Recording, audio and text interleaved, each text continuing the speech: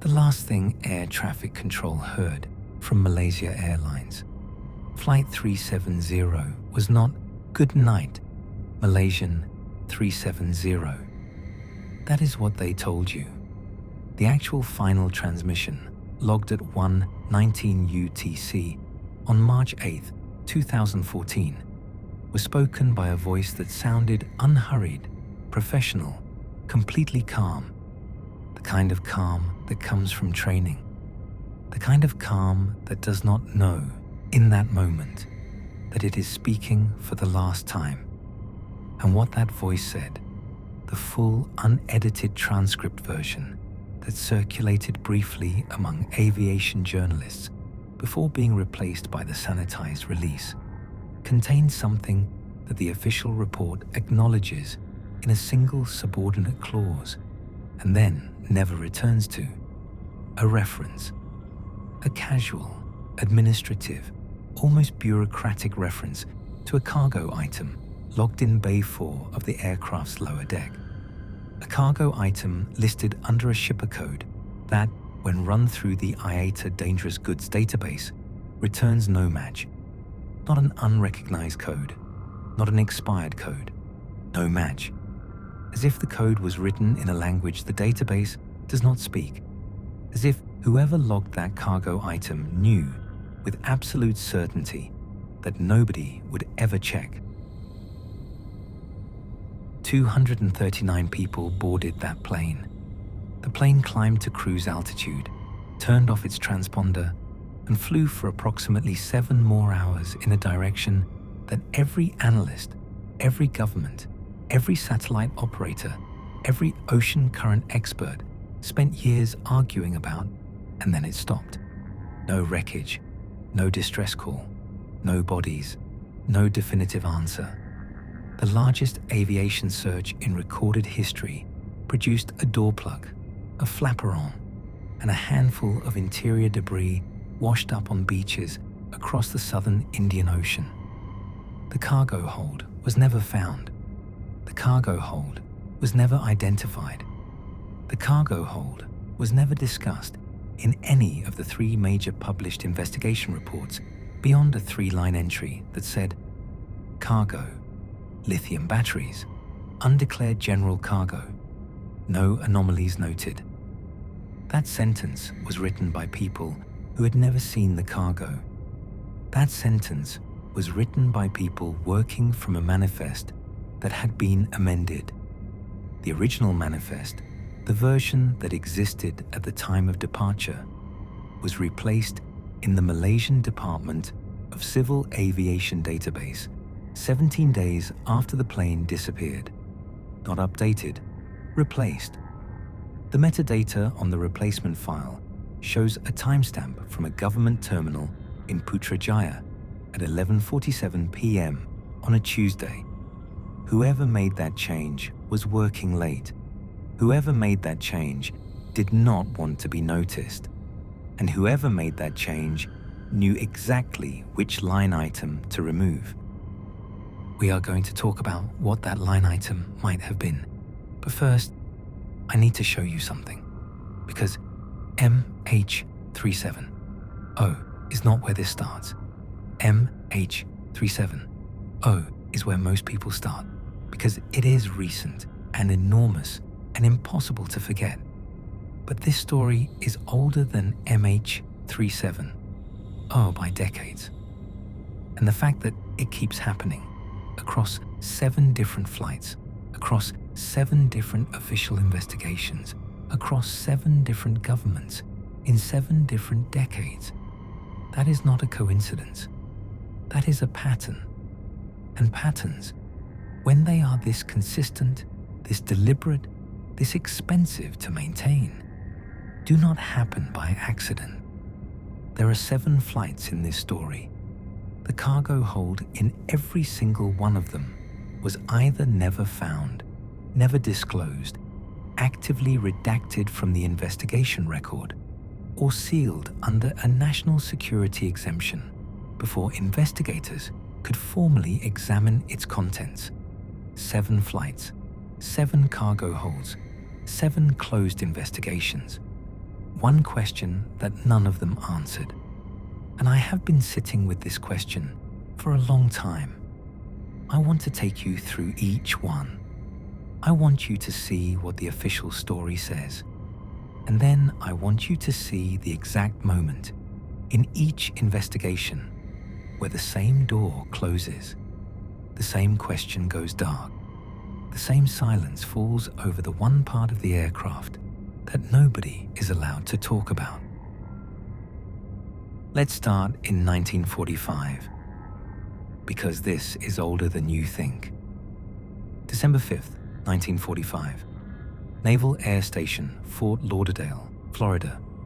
5 TBM Avenger torpedo bombers take off for a routine training mission over the Atlantic. 14 men. Flight 19.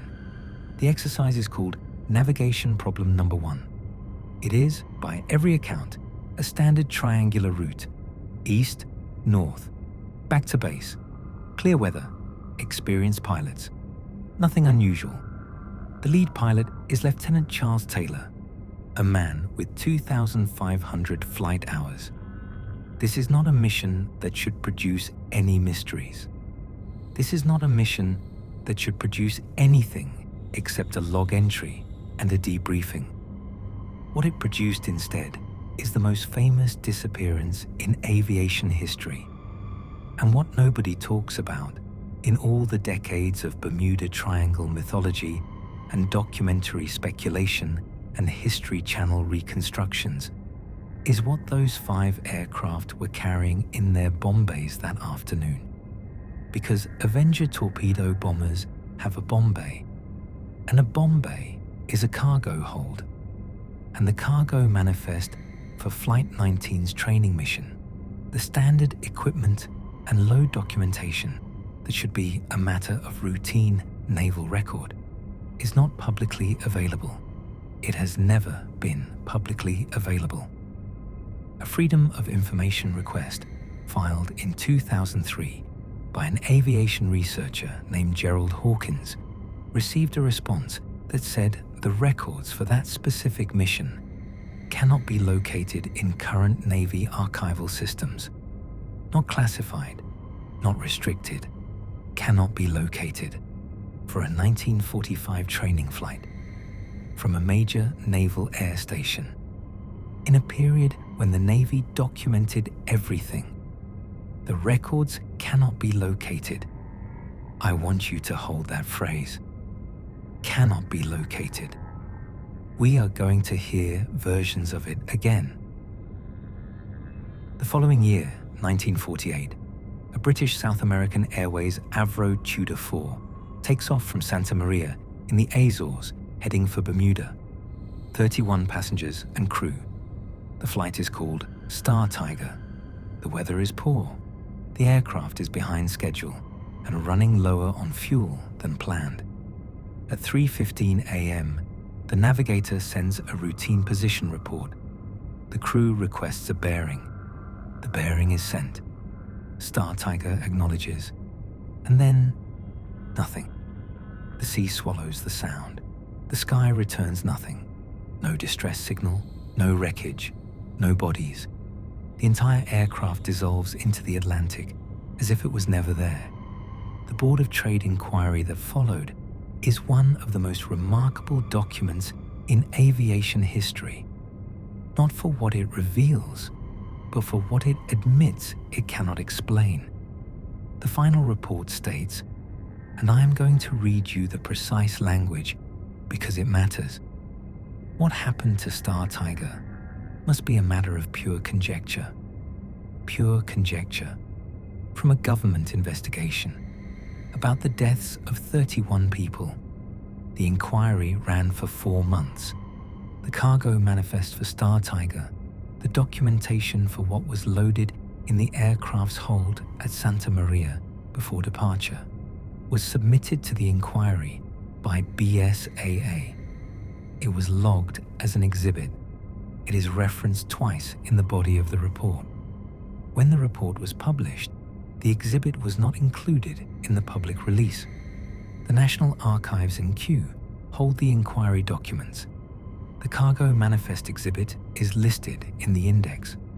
The physical document is marked Retained, Ministry of Supply.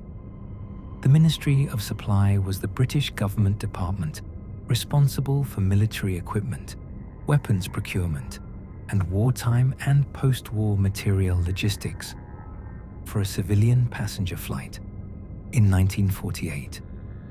The cargo manifest for a civilian passenger flight is held by the ministry responsible for weapons. And when a researcher visited Kew in 2011 to examine it, they were told the document had been reclassified under a rolling review and was not available for public inspection. Not lost, reclassified in 2011 for a 1948 plane crash. You are still with me? Good, because I need you to understand something before we go further. I'm not asking you to believe in the Bermuda Triangle. I'm not asking you to believe in anything supernatural. I'm asking you to believe in something much simpler and much more disturbing. I'm asking you to believe in paperwork, in metadata timestamps, in exhibit numbers, in inquiry indexes, in freedom of information responses, in the words cannot be located and reclassified and Ministry of Supply. I am asking you to follow a pattern of documentation. Because the thing about patterns of documentation is that they do not lie the way witnesses lie. They do not forget the way memories forget. A timestamp is a timestamp. An exhibit number is an exhibit number. A reclassification notice is a reclassification notice.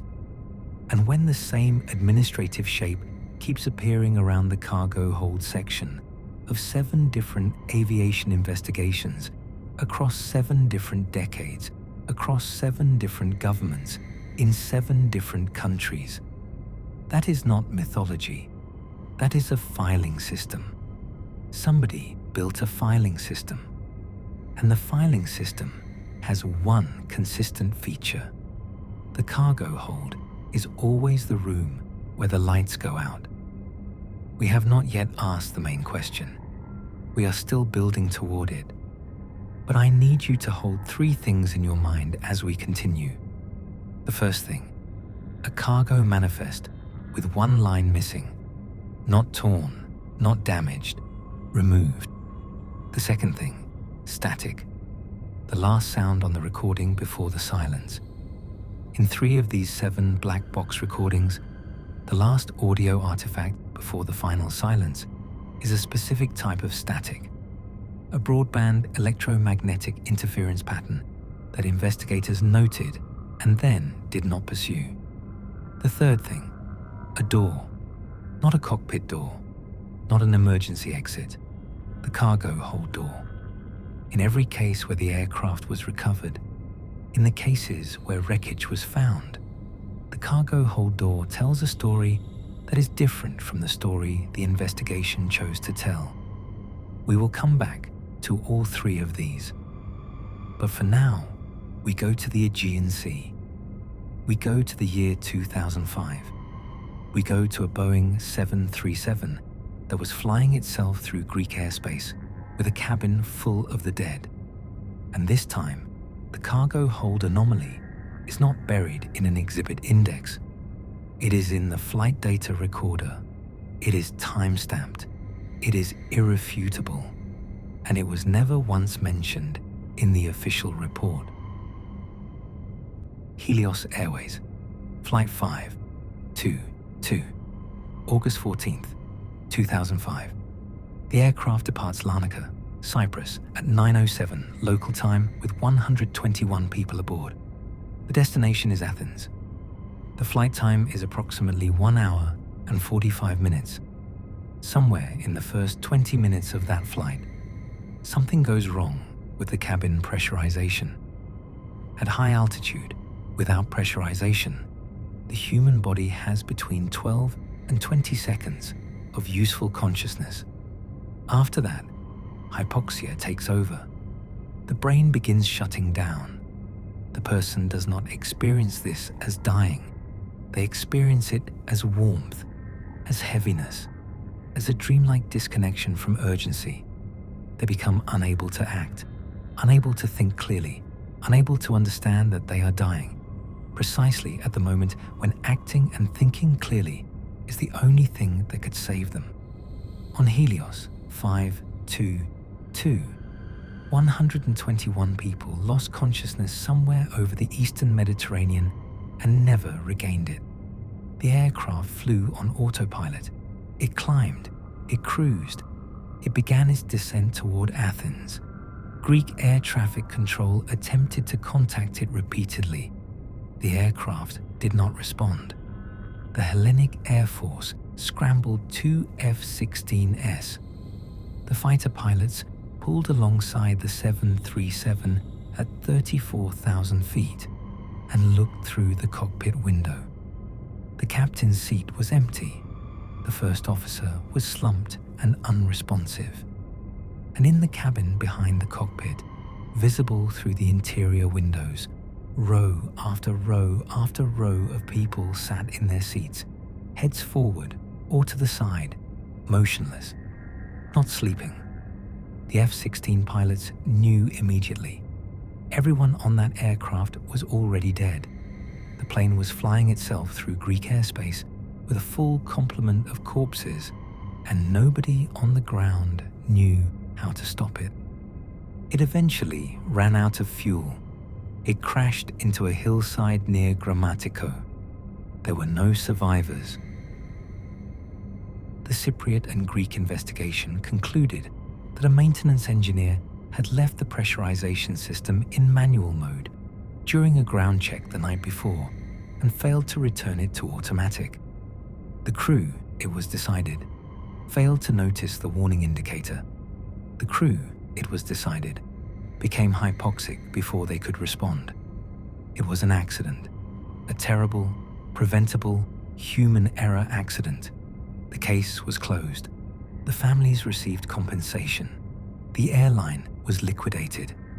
And the flight data recorder, the black box that records dozens of aircraft parameters every second, the device that tells investigators exactly what every system on that aircraft was doing at every moment of the flight, contains something that the official report does not discuss.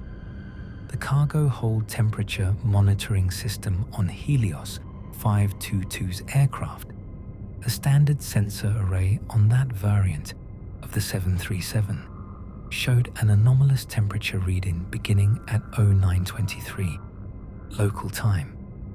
The pressurization warning, the one the crew allegedly failed to notice, is recorded on the FDR as activating at 0931. The cargo hold temperature anomaly begins 8 minutes before the pressurization event. 8 minutes before anything officially goes wrong. The cargo hold is showing something irregular 8 minutes before the cause of the disaster begins. The investigation report mentions the cargo hold temperature sensors in one paragraph. It describes the readings as within acceptable parameters, with minor variance noted. It does not specify what the minor variance was. It does not plot it against the pressurization timeline. It does not ask what could cause a temperature variance in a cargo hold 8 minutes before a catastrophic pressurization failure begins. It simply notes it and moves on. Most people clicked away before this part. You did not. That tells me something. Because what I found next, in a different aircraft, a different country, a different tragedy, a different investigation, is the same 8 minutes. Not the same event, not the same aircraft type, not the same year, or the same airline, or the same ocean, or the same continent, but the same gap, the same window of time between something happening in the cargo hold and the official cause of the disaster beginning. A window that no investigation has ever formally examined. A window that keeps appearing like a ghost in the data. Germanwings, Flight 9525, March 24th, 2015, an Airbus A320, departing Barcelona for Düsseldorf, 150 people. Andreas Lubitz, the co-pilot, waits for the captain to leave the cockpit, locks the door, and begins a controlled descent into the French Alps at 500 feet per minute. The captain beats on the door. Passengers scream. The aircraft impacts the mountainside at 700 kilometers per hour. 150 people are killed instantly. The investigation takes 14 months. The conclusion is unambiguous: deliberate murder-suicide. The co-pilot had been diagnosed with severe depression and had concealed it from his employer. The cockpit voice recorder captured the captain's voice, the sounds of impact preparation, the screaming. The case is considered closed, solved, explained. There is a killer, there is a motive, there is a method. What more is there to say? I will tell you what more there is to say. The cargo manifest for Germanwings, 9525, filed with the Düsseldorf Freight Handling Authority prior to departure, lists a consignment logged under shipper reference code PH-4471-B, pharmaceutical freight classification, temperature-sensitive biological materials. The consignment weight is listed as 340 kilograms. The recipient is listed as a logistics company in Düsseldorf, whose registered address, when checked against the German commercial registry, corresponds to a mail forwarding service that was dissolved 18 months after the crash. The German Federal Bureau of Aircraft Accident Investigation, the BFU, references the cargo manifest in a single footnote on page 312 of the final report. The footnote says, "Cargo contents reviewed. No dangerous goods violations identified. The cargo contents are not listed. The shipper is not identified. The recipient is not traced. The 340 kilograms of temperature-sensitive biological materials on a plane that killed 150 people were reviewed, cleared, and never discussed again." And the BFU closed the case in 14 months, the fastest closure of any mass casualty aviation accident investigation in European history. When a German aviation journalist submitted a Freedom of Information request for the cargo manifest and the BFU review documentation in 2017, she received a response citing EU Regulation 996/2010, Article 14, which permits withholding of safety investigation records where disclosure could have an adverse effect on the availability of safety information in future investigations. She appealed. The appeal was denied. She asked which specific safety information would be compromised. She received no answer. The case is closed. The cargo hold is dark, and 150 people are buried in the French Alps with their names on memorials and a 3-letter shipper code on a freight document that nobody with authority has ever been willing to explain.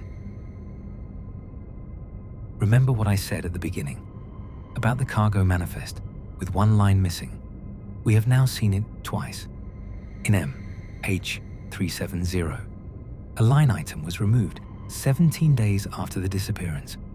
In Germanwings, the cargo content exists in the manifest, but was never disclosed in the investigation. The document is present. The information is absent. That is a different kind of missing. That is a more deliberate kind of missing. Because in the first case, someone erased the record. In the second case, someone left the record intact and simply chose never to open it. 2 different techniques. The same result. The cargo hold stays dark. The question stays unanswered. The investigation closes, and somewhere in the filing systems of aviation authorities across the world, the same door is sitting closed with the same lock on it and the same answer behind it. And nobody who holds the key seems to think that 1,113 dead people are a sufficient reason to turn it. We are going further in.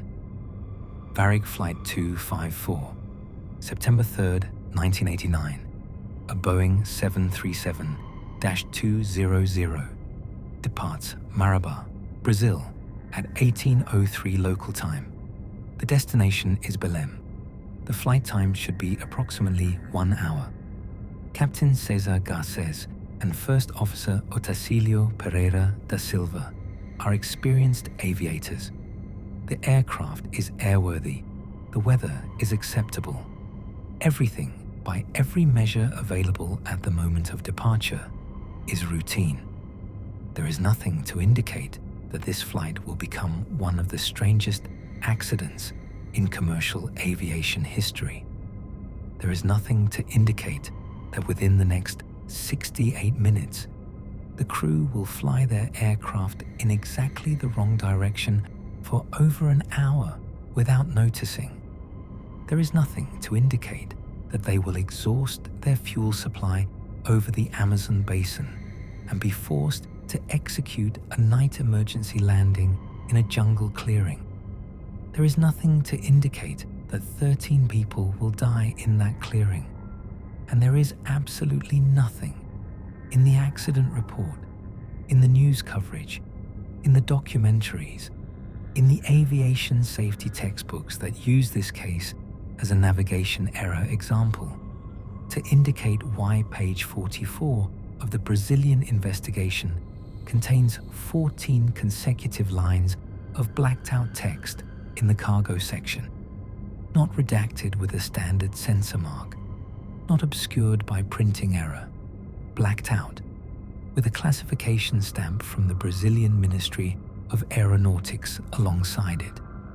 On a page about what a domestic passenger flight was carrying in its hold when it flew the wrong way and ran out of fuel over the Amazon. Let me be precise about what a navigation error investigation requires. When investigators examine a heading mistake, they need flight data, cockpit voice recordings, navigation instrument readings, air traffic control transcripts, crew training records, and aircraft maintenance logs. They do not need the cargo manifest unless the cargo is relevant to the accident. Cargo does not navigate. Cargo does not input incorrect headings. Cargo sits in the hold and does nothing. So when 14 lines of cargo documentation are classified in a navigation error investigation, there is only one rational question available. What was in that hold that required a government ministry to mark it secret?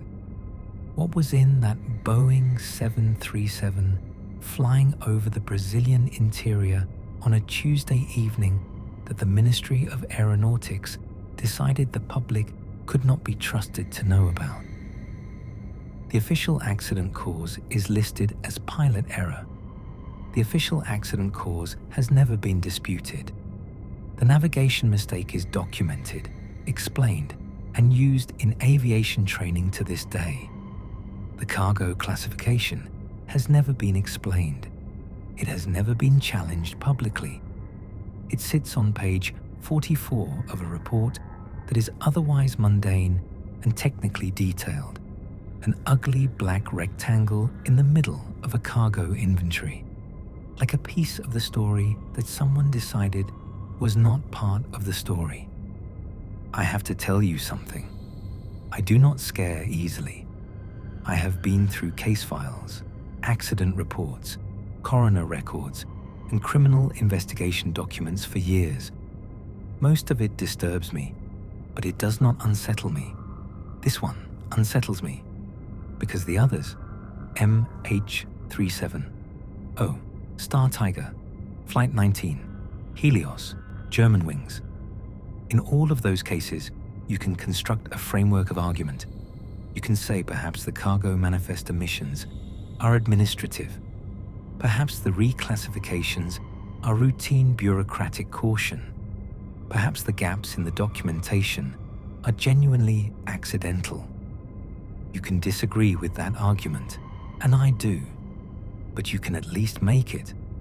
You cannot make it for Varig 254, because Varig 254 is a navigation error. It is not a disappearance. It is not a terrorism event. It is not a sensitive geopolitical incident. It is a plane that flew the wrong way and ran out of fuel. And yet the cargo documentation required a government classification stamp, which means whatever was in that hold was important enough to protect even after the plane was on the ground, even after the survivors were safe, even after the cause of the accident was fully understood and had nothing to do with cargo. Whatever was in that hold was still worth hiding after the emergency was over. That is not caution. That is priority. Protecting that information was a priority above transparency in a domestic civilian accident investigation. And the question that produces is not what was in the hold. The question that produces is what kind of thing, what category of thing, remains classified even after the danger is gone. And we still have not answered the question that started all of this, because what I found next makes that question look small. Air France, Flight 447, June 1st, 2009, an Airbus A330-200, departs Rio de Janeiro, Galeão International Airport at 22:29 local time, 228 people. The destination is Paris Charles de Gaulle. The route crosses the equatorial Atlantic, one of the most turbulent corridors in commercial aviation, a region where the intertropical convergence zone generates storms of extraordinary violence and unpredictability. At 2:10 UTC, cruising at 35,000 feet, the aircraft enters a band of convective activity. The pitot tubes, the sensors that measure airspeed, ice over and begin producing conflicting data. The autopilot disconnects. The crew, confronted with contradictory instrument readings in the dark over the open ocean in the middle of severe turbulence, makes a series of control inputs that place the aircraft in an aerodynamic stall from which it does not recover. The plane falls into the Atlantic at high speed. It takes investigators nearly 2 years to find the wreckage and recover the flight recorders. When they do, the forensic picture of those final 4 minutes is extraordinarily detailed. The crew's voices, the instrument readings, the control inputs, the stall warnings. Everything is documented with the kind of clinical precision that makes the BEA investigation into Air France 4471 of the most thorough accident analyses in aviation history. Everything except Appendix C. Footnote 23. Appendix C of the BEA final report is the supplementary technical documentation section. It contains information about aircraft systems, cargo loading, weight and balance calculations, and operational data. Footnote 23 appears in the cargo loading subsection. It reads, in the official English translation, 2 consignments in the aft cargo hold were transported under diplomatic shipper classification per ICAO, Annex 18, Chapter 4, National Security Exemption Provisions. Contents not subject to standard cargo inspection protocols. Manifest details withheld per shipper instruction. 2 consignments. Diplomatic shipper classification. in a cargo hold at the bottom of the Atlantic Ocean on a flight that killed 228 people. There were 2 containers that nobody was allowed to inspect before loading. Nobody was allowed to examine after the crash, and whose contents are formally described as withheld per shipper instruction. The shipper's instruction supersedes the accident investigation. The shipper's confidentiality supersedes the deaths of 228 people. Whoever sent those containers retained the right to say, "You may not know what we sent." Even now, even after the ocean took it, even after the bodies were recovered, even after the investigation closed, you may not know. Diplomatic cargo is a specific legal category. It is governed by the Vienna Convention. It is sealed at origin and cannot be opened, inspected, X-rayed, or examined by any authority at any transit point or destination. It is used by governments, by intelligence services, by diplomatic missions, and by a small number of private entities that have obtained the necessary accreditation through channels that are not publicly documented. It is, by legal design, invisible. When you load diplomatic cargo onto a commercial aircraft, you are loading a sealed space into another sealed space, a box that cannot be opened inside a hold that nobody will ever question. And on June 1st, 2009, 2 such boxes went to the bottom of the Atlantic on Air France 447, and the investigation that followed spent 2 years reconstructing every second of those final 4 minutes, and never once formally asked what was in them. Now I want you to do something. I want you to think about the cargo hold door. I told you at the beginning to hold that image, the door that will not open. I told you we would return to it. We are returning to it now, because something about Air France 447's cargo hold has been sitting in my research notes for months, and I do not fully know what to do with it. When the main wreckage of AF 447 was located on the Atlantic floor in April 2011 at a depth of approximately 3,900 meters, the BEA coordinated an underwater survey using remotely operated vehicles. The survey documented the wreckage field extensively.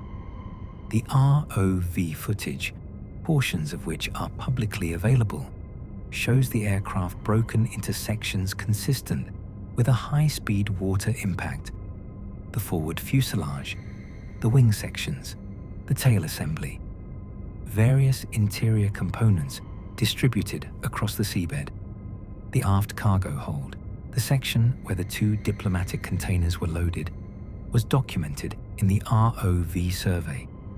Its location within the wreckage field was noted. The BEA Physical Examination Report, the document that describes what investigators found and examined in the recovered wreckage, does not contain a section on the aft cargo hold. Other holds are described. The forward hold is examined and documented. The aft hold, the one with the diplomatic freight, is referenced by location in the ROV survey and then does not appear again in the physical examination record. It is present in the image. It is absent from the analysis. The door is there. The door is closed. And the investigation walked past it. 7 flights. I want you to see the shape of it now. Not each one separately, the way I have been giving them to you. Not as isolated tragedies in isolated years in isolated oceans. I want you to see them all at once, because the shape of 7 things together is different from the shape of 7 things in sequence. MH370. Cargo manifest, amended 17 days post-disappearance. Original line item removed. Flight 19. Records cannot be located in Navy archives for a routine training mission. Star Tiger, cargo manifest exhibit retained by Ministry of Supply, reclassified in 2011. Helios 522, cargo hold temperature anomaly, 8 minutes before the official disaster timeline begins, described in one sentence, never analyzed. Germanwings 9525, 340 kilograms of pharmaceutical freight, shipper dissolved, manifest content never disclosed, fastest mass casualty investigation closure in European history. Varig 254, 14 lines classified by Ministry of Aeronautics in a navigation error report where cargo is irrelevant to the cause. Air France 447, 2 diplomatic containers in the aft hold, contents withheld by shipper instruction, hold absent from physical examination record.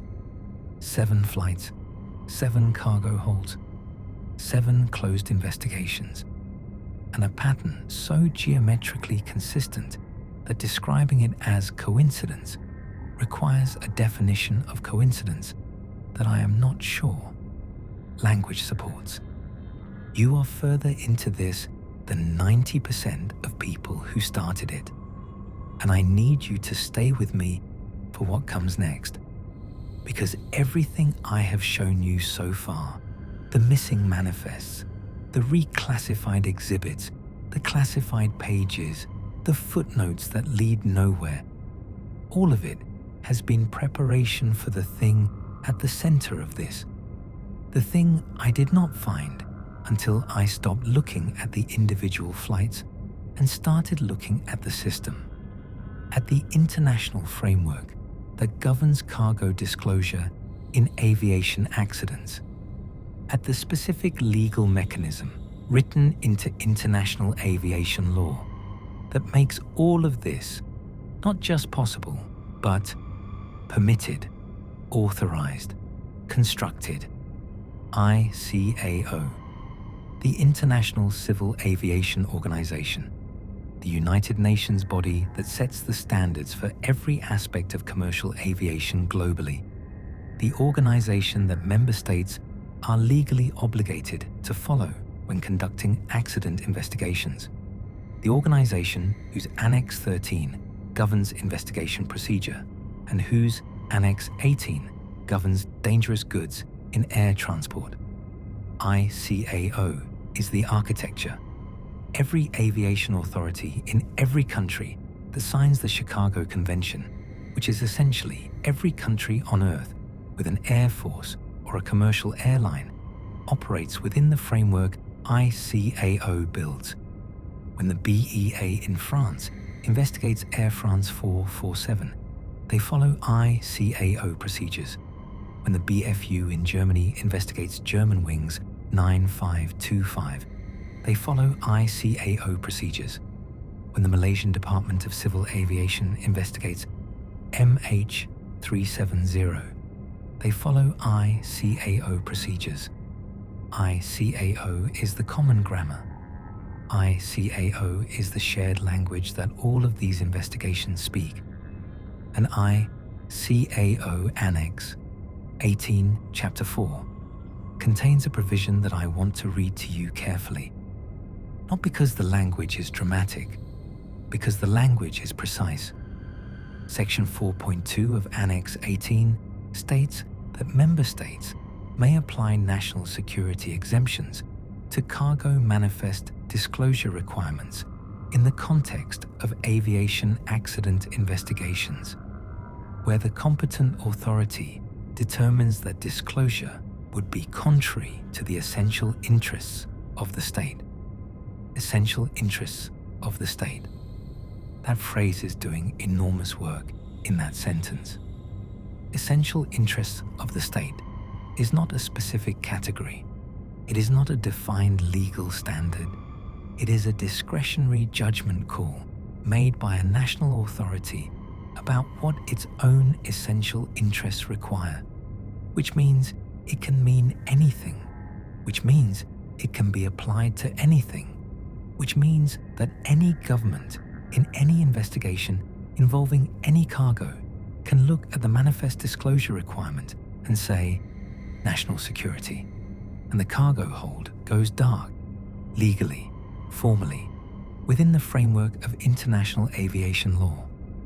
The door closes, and ICAO itself hands you the key. 4 of the 7 investigations in this story invoked some form of national security or essential interest exemption during the investigation period. 4 out of 7. I want to be precise about what I am not saying. I am not saying the exemption caused the accidents. I am not saying the cargo caused the crashes. The pitot tubes on Air France 447 iced over regardless of what was in the hold. Andreas Lubitz locked the cockpit door regardless of what the shipper code said. What I am saying is simpler and worse. The exemption was available. The exemption was used. And in every case where it was used, the question of what was in the cargo hold became permanently, formally, legally unanswerable. The investigation closed. The compensation was paid. The memorial was built. And the cargo hold stayed dark inside the law itself, protected not by secrecy, but by structure, not by conspiracy, but by procedure, not by villains, but by a framework that was built deliberately and carefully to make certain questions disappear before anyone thought to ask them. I need you to hold that thought, because there is something else, something I have not told you yet, something that sits at the bottom of this story, like the wreckage of AF 447 sits at the bottom of the Atlantic, visible to the ROV cameras, present in the survey data, referenced by coordinates, and never once examined in the physical report. There is a classification code, 3 letters. It appears in the sealed exemption filings for MH370, for Helios 522, and for Air France 447. Not in the public investigation reports, in the exemption filings, the filings that formally invoke the national security provision. A code that does not appear in any public ICAO documentation. A code that does not appear in any member state aviation authority's published classification system. A code that a retired ICAO legal officer, speaking to an aviation journalist in Geneva in 2019 under condition of anonymity, described as belonging to a classification tier that predates the current Annex 18 structure by approximately 30 years. A tier, this officer said, that was grandfathered into the current framework when Annex 18 was rewritten in 1983. A tier that ICAO's own current staff, he said, do not have clearance to examine. The organization that governs international aviation has a classification code in its own exemption system that the organization's own personnel cannot access. A code from before 1983 that has survived every revision of the framework and appears in the sealed filings of at least 3 of these 7 flights. When the aviation journalist who spoke to this officer attempted to verify the code through official ICAO channels, she submitted a formal information request. She was told the code she referenced does not correspond to any current ICAO classification standard. Not that it doesn't exist, that it doesn't correspond to any current standard, which is exactly what you would say about a code from before the current standard was written, which is exactly what you would say if you wanted to tell the truth in a way that was technically accurate and substantively misleading. She pushed. She filed with 3 separate member state aviation authorities simultaneously: Canada, Australia, and France. She filed the same request on the same day. asking for any documentation referencing the three-letter code in the context of aviation cargo exemption filings. All three authorities responded. The responses were dated the same day. The wording in all three responses was identical, word for word, across 3 different countries, 3 different agencies, 3 different languages of origin before translation. The responses said, "The document you have requested relates to matters of ongoing operational security and cannot be released in full, in part, or confirmed to exist." Cannot be released in full, in part, or confirmed to exist. 3 countries, same day, same sentence, word for word. You cannot confirm a document exists and simultaneously say it cannot be confirmed to exist. That is a logical impossibility, unless you are not making a statement about the document, unless you are making a statement about the protocol, unless cannot be confirmed to exist is itself a procedural response, a formal category of answer, a designated reply that gets sent when a specific type of request crosses a specific threshold in a specific filing system. Unless cannot be confirmed to exist is the answer that the system was designed to produce. Not a lie, not an evasion, a function, a thing the system does automatically when the right question is asked. And if that is what it is, if cannot be confirmed to exist is a programmed response to a specific inquiry type, then 3 aviation authorities in 3 countries received the same inquiry classification on the same day and executed the same protocol simultaneously, which means the protocol is real, which means the classification is real, which means the code is real, and the code connects at least 3 of these 7 flights. And whatever the code means, whatever category of cargo it designates, whatever it was that traveled in the hold of MH370 and the hold of Helios 522 and the hold of Air France 447, it was important enough to survive 70 years of regulatory revision, important enough to be grandfathered through 1983 when the rules were rewritten, important enough that ICAO's own staff cannot access it, important enough that 3 governments responded to a journalist's request on the same day with the same words, important enough that 1,113 people can be dead, and the question of what it is remains, formally and permanently and legally, unanswered. 7 flights, 1 question, and a framework built to make sure the question stays where all the planes ended up, in the dark. We have come further into this than most people will ever go. And the last thing I want to show you, the piece I have been holding back since we started, is not an investigation report. It is not a manifest. It is not a classification code. It is a name, a single name that appears in the crew documentation for 2 of these 7 flights. Not as a pilot, not as a passenger, in a role that commercial airlines log routinely and that nobody outside the industry ever thinks to look at. A role called the Cargo Acceptance Officer, the person who physically signs off on cargo at the point of loading, who verifies the manifest against the physical consignment, who is the last human being to see the cargo before the hold closes and the door locks and the aircraft moves. On 2 of these 7 flights, the Cargo Acceptance Officer who signed the loading documentation shares a surname with a person who appears in the publicly available ICAO personnel records from the early 1980s, the period when Annex 18 was rewritten. the period when the grandfathered classification tier was embedded in the new framework.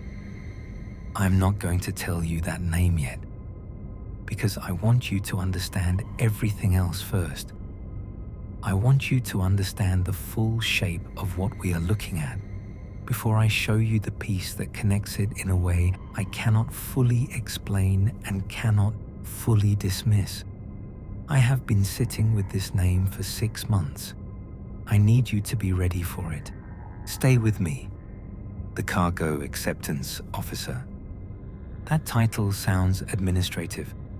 It sounds like the kind of role that exists in the background of aviation operations, the way load-bearing walls exist in buildings, essential, invisible, never discussed at dinner parties.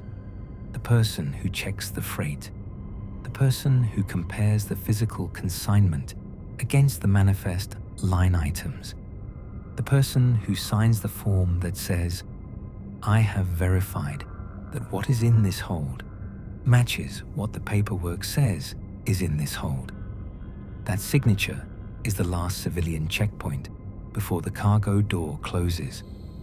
After that signature, the hold is sealed, the aircraft moves, and the contents of that space become, for the duration of the flight, a matter of record rather than observation. The signature is the moment the cargo stops being a physical reality and becomes a document. And documents, as we have seen, can be amended, can be reclassified, can be made to say things that the physical reality did not say. But the signature itself, that is harder to change, because the signature is in the loading log, and the loading log is filed in multiple locations simultaneously, with the airline, with the ground handling company, with the airport authority, with the cargo shipper. You would have to change it in 4 places at once. Most people do not try. Most people just make sure the right person is holding the pen. I want to tell you about a man I will call R. Voss. That is not his full name. I'm not giving you his full name for reasons that will become clear. R. Voss appears in the ICAO Personnel Index for the Dangerous Goods Panel, the working group responsible for drafting Annex 18 during its 1981 to 1983 revision period. He is listed as a technical consultant, seconded from a member state aviation authority whose name is redacted in the available index. The index itself has redacted entries, which is unusual for a personnel record, but not unheard of for consultants operating under national secondment arrangements.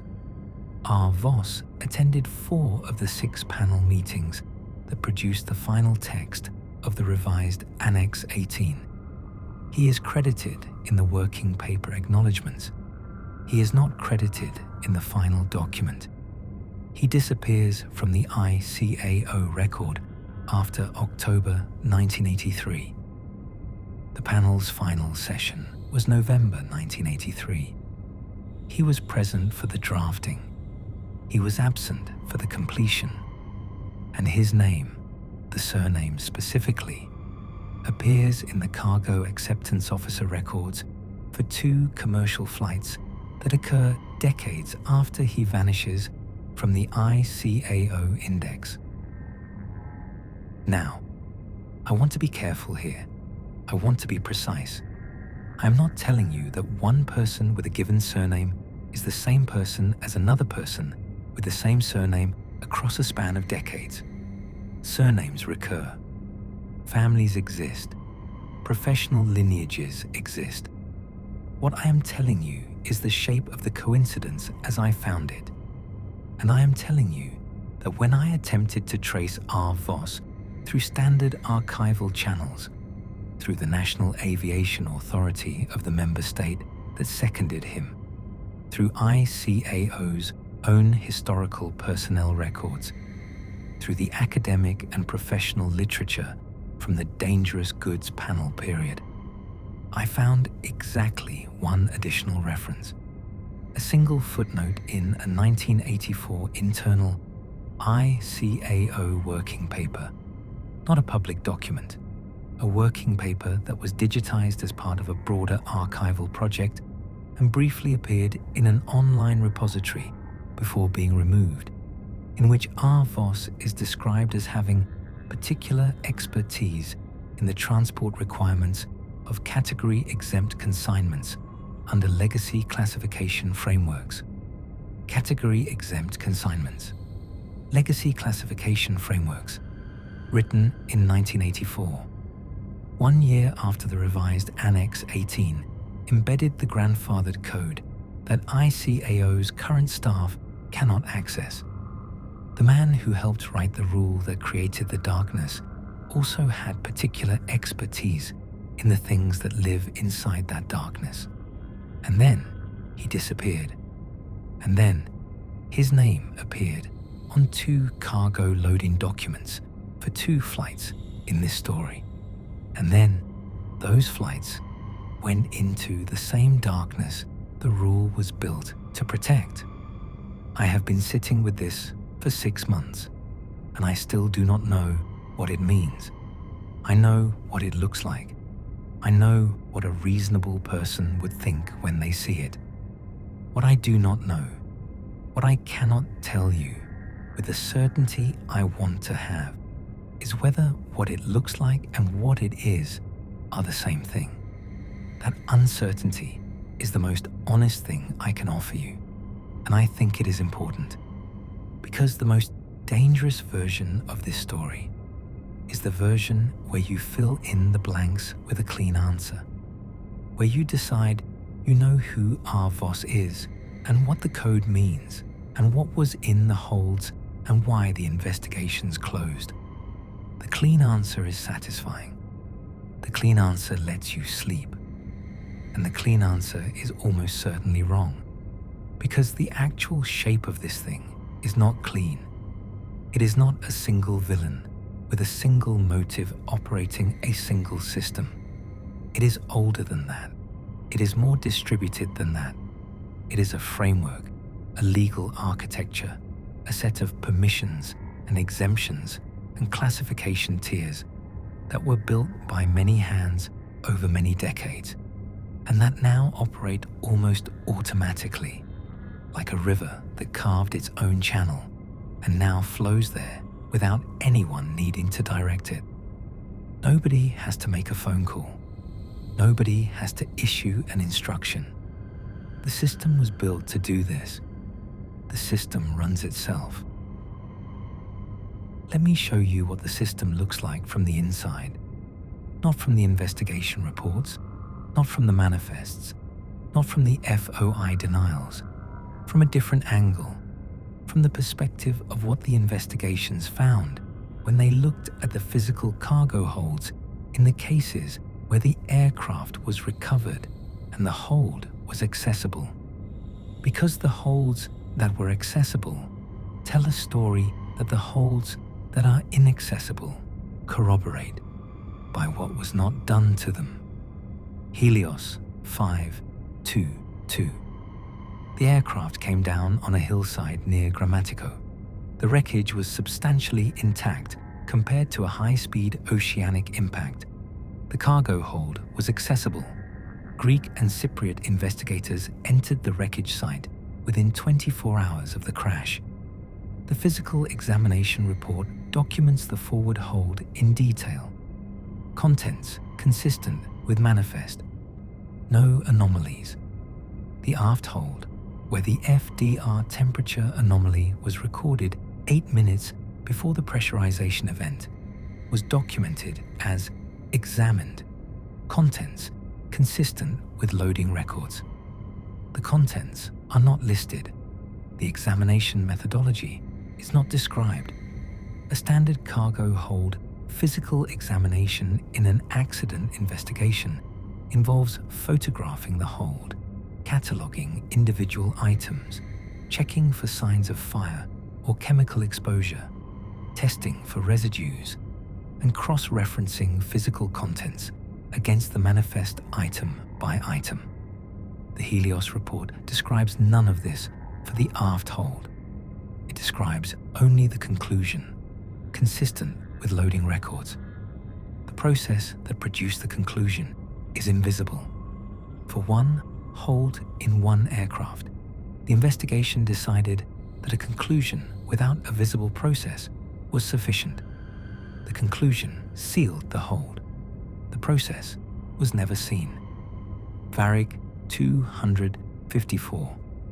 The aircraft landed in the Amazon jungle in darkness, and the survivors evacuated before the plane caught fire. The fire destroyed portions of the aircraft, but not all of it. Brazilian investigators reached the site within 48 hours. The cargo hold physical examination is described in the accident report in 2 paragraphs. The first paragraph covers the forward hold, standard documentation, item by item cross-reference, photographs taken, no anomalies. The second paragraph covers the section of the hold that survived the fire intact. This section, which forensic analysis suggests corresponds to the aft bay, is described as follows. Physical contents examined by authorized personnel. Contents consistent with amended manifest documentation. Amended manifest documentation. The report uses that phrase without explaining what was amended, when the amendment occurred, or under whose authority the amendment was made. The original manifest, the one that existed at the time of departure, is not included in the report, only the amended version. The physical examination was conducted against a document that had already been changed before the investigators arrived. Whatever was in that hold, the examination compared it to a manifest that had been altered to match. The hold confirmed the altered story, and the altered story is the only story. We have come a long way together, and I need to say something to you that I have been building toward since the beginning of this. Something about what it means to investigate things that are designed not to be investigated. Because there is a particular kind of exhaustion that comes from following a pattern like this one. Not the exhaustion of confusion. You understand the pattern by now. You can see its shape clearly. The exhaustion of solidity, of running up against something that has been built to be unmovable. Every thread I pull in this investigation terminates in the same way. A redaction, a reclassification, an exemption, a conclusion without a process, a manifest that was amended before anyone arrived to check it. Every entrance to the cargo hold is blocked by the same kind of structure. Different material, different year, different country, but the same shape. A door that was built to stay closed. And here is what I have come to understand about doors that were built to stay closed. They are not built that way because the people who built them are afraid of investigators. They are built that way because the people who built them are afraid of a specific question. Not who, not when, not how, what. What was in the hold? The one question that all of this, all 7 flights, all 7 investigations, all 7 cargo holds, all 7 closed doors, was built to prevent you from asking in a way that could be answered. Engine 9 check. You have been with this for a long time now. Most people who started this are not here anymore. You are. And I think you already know why. Because the thing about this particular pattern, the thing that makes it different from other mysteries I have covered, from other investigations where the official story has holes, is that this one has an internal consistency that is almost mathematical. The exemption was used here. The manifest was amended there. The hold was examined against the amended manifest. The examination produced a conclusion consistent with the amended manifest. The investigation accepted the conclusion.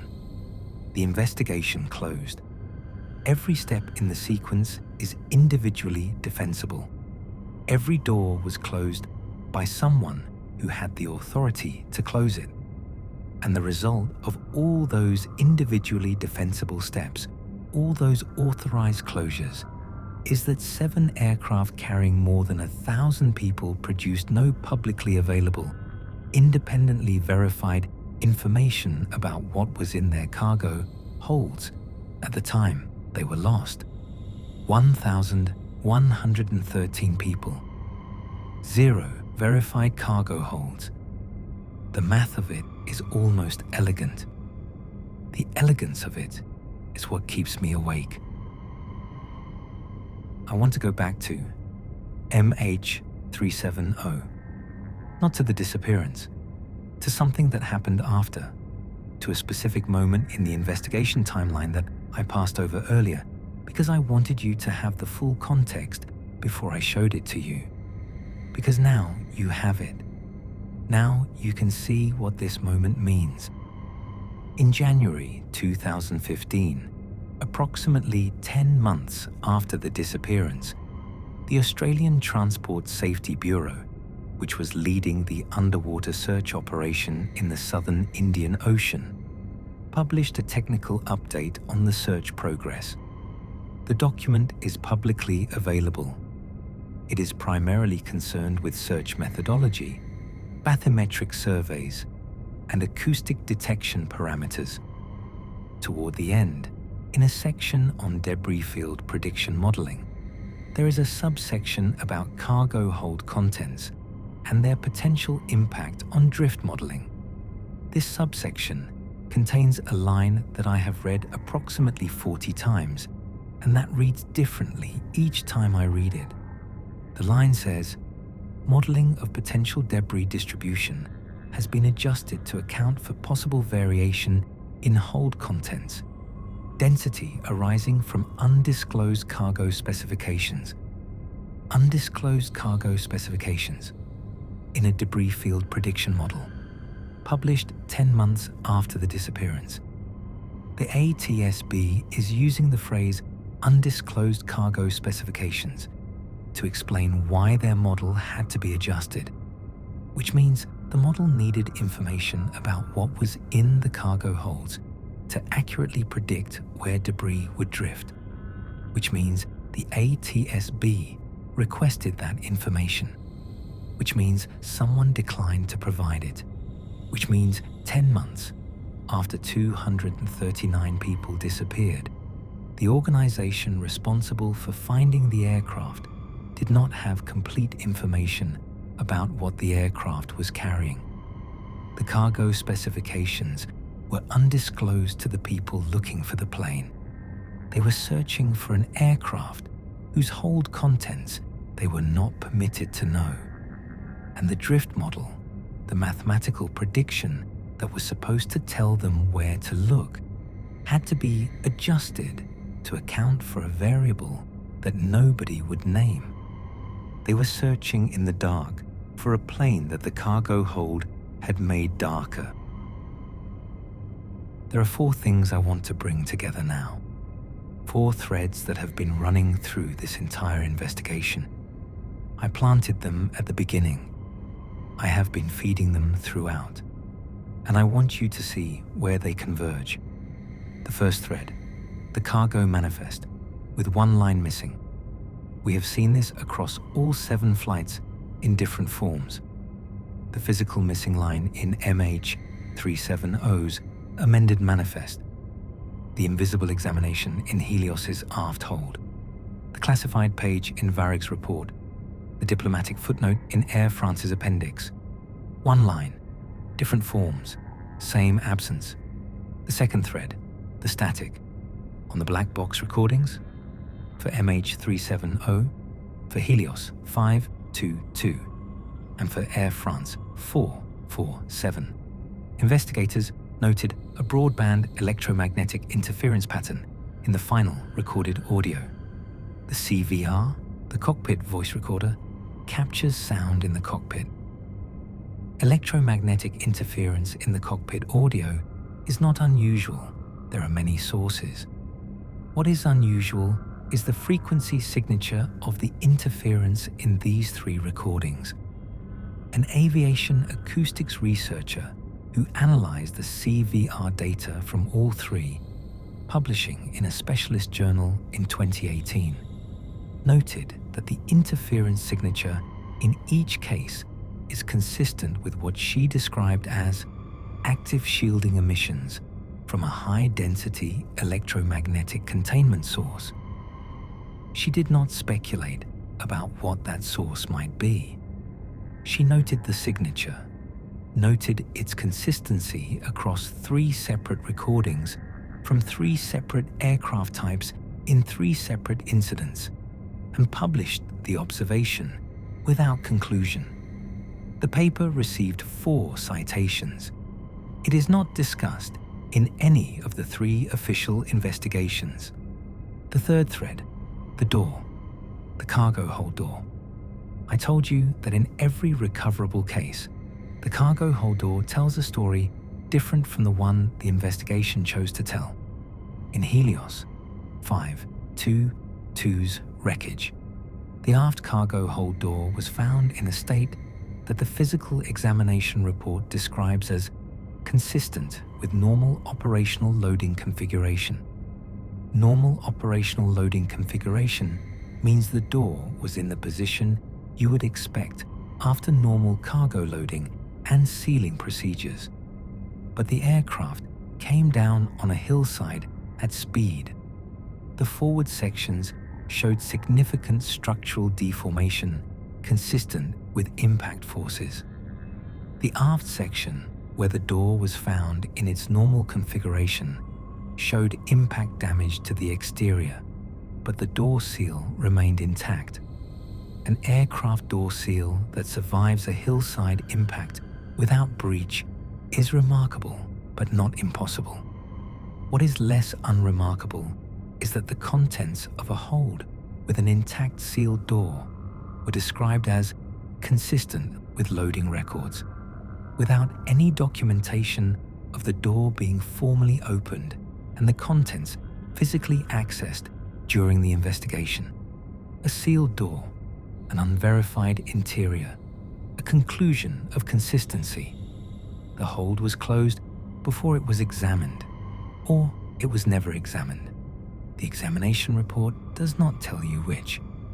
The fourth thread, R. Voss, the name in the ICAO panel records, the name in the cargo acceptance logs, the expertise in category-exempt consignments under legacy classification frameworks, the disappearance from the ICAO record 1 month before the final session of the panel that embedded the grandfathered code.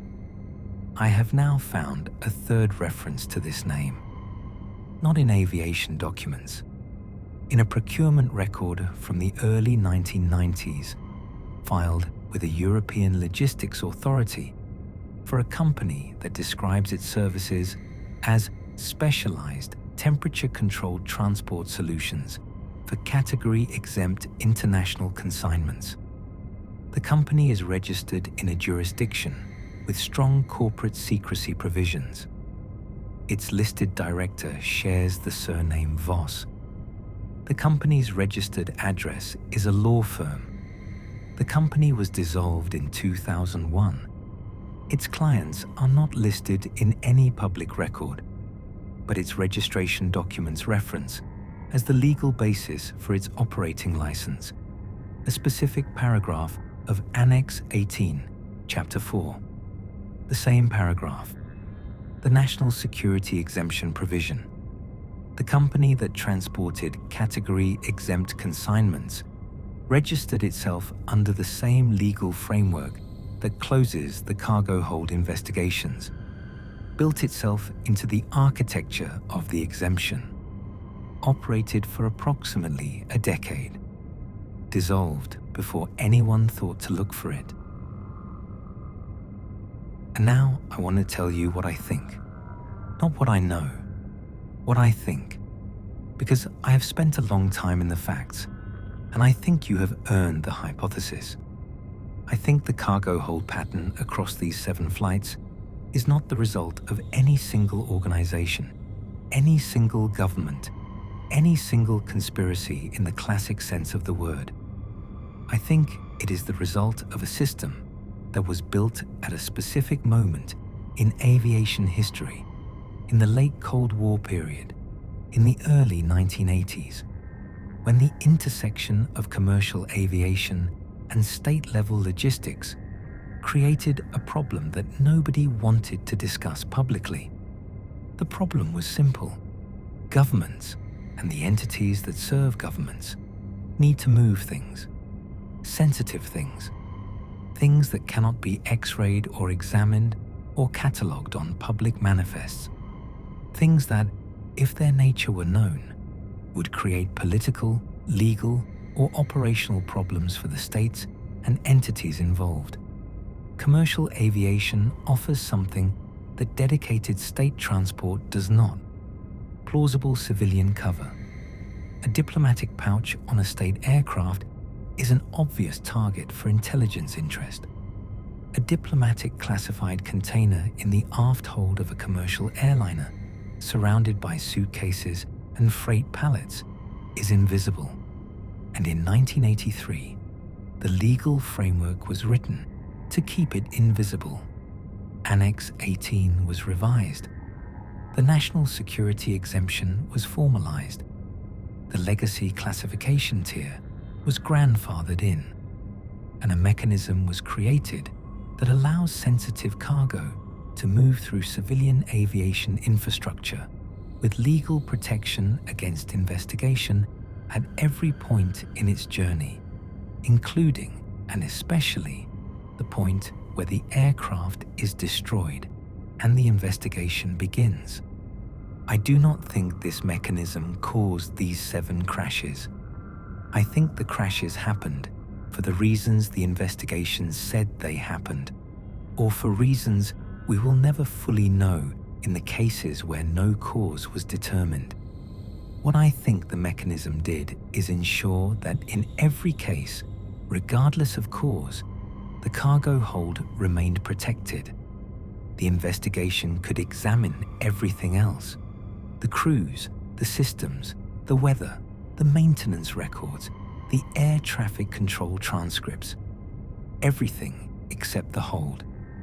And because the hold stayed dark, because the one question nobody was permitted to formally answer was what was in there, we cannot know with certainty whether the hold contents were entirely irrelevant to the events, or whether, in some of these cases, they were not.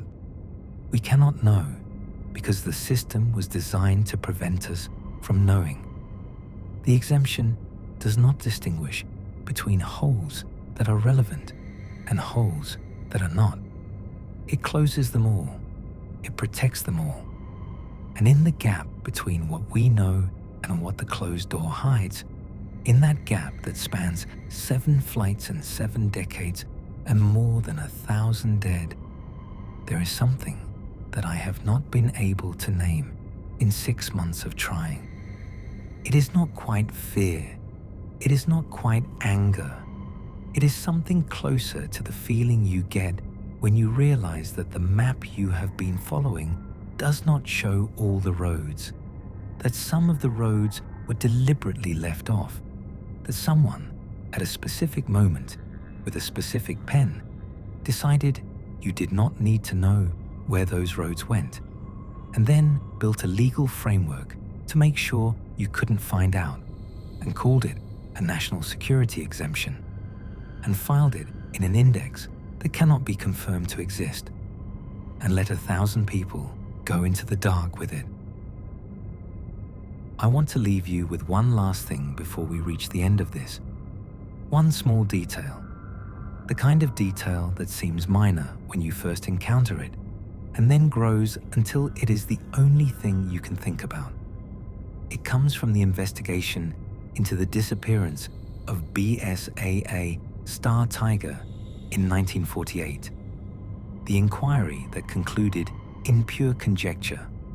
The inquiry whose cargo exhibit was retained by the Ministry of Supply. In the body of the report, before it reaches its honest admission of ignorance, there is a section on the last known position of the aircraft and the sea conditions in that area at the time of disappearance. The report notes, among various meteorological observations, that a vessel in the area reported an unusual phenomenon at approximately the time Star Tiger was in the vicinity. The vessel's log described a brief period of electromagnetic disturbance affecting compass and radio equipment, lasting approximately 4 minutes, followed by complete cessation. 4 minutes of electromagnetic disturbance affecting compass and radio. In 1948, in the area where a commercial aircraft vanished without a trace, the inquiry notes this observation and describes it as unrelated to the disappearance, likely attributable to atmospheric electrical activity. The inquiry does not ask what kind of atmospheric electrical activity produces a 4-minute broadband disturbance and then stops completely. The inquiry does not ask whether 4 minutes is the duration of anything specific. The inquiry does not connect it to the cargo hold of the aircraft. The inquiry moves on. Broadband electromagnetic interference, a 4-minute window, a vessel's compass spinning in the dark over the Atlantic. In 1948, the same signature that an acoustics researcher found in 3 black box recordings 6 decades later, the same signature that she published in a paper that received 4 citations and was never discussed in any official investigation. The same 4 minutes that nobody, in 77 years of inquiry and investigation and memorial and grief, has ever fully explained. The cargo manifest exhibit is still in the Ministry of Supply archive, still reclassified, still behind the door that will not open, and somewhere in a filing system that 3 countries simultaneously confirmed cannot be confirmed to exist, a 3-letter code is waiting, patient, permanent, connected to the holds of at least 3 aircraft that carried more than 500 people into the dark. The code that ICAO's own staff cannot access. The code that a man named Voss had particular expertise in. The code that was grandfathered into the framework that governs every commercial flight on Earth, every cargo hold on every aircraft, every sealed door above every ocean, right now, tonight, as you sit in whatever room you are sitting in. I want you to look at the door to that room. Is it fully closed?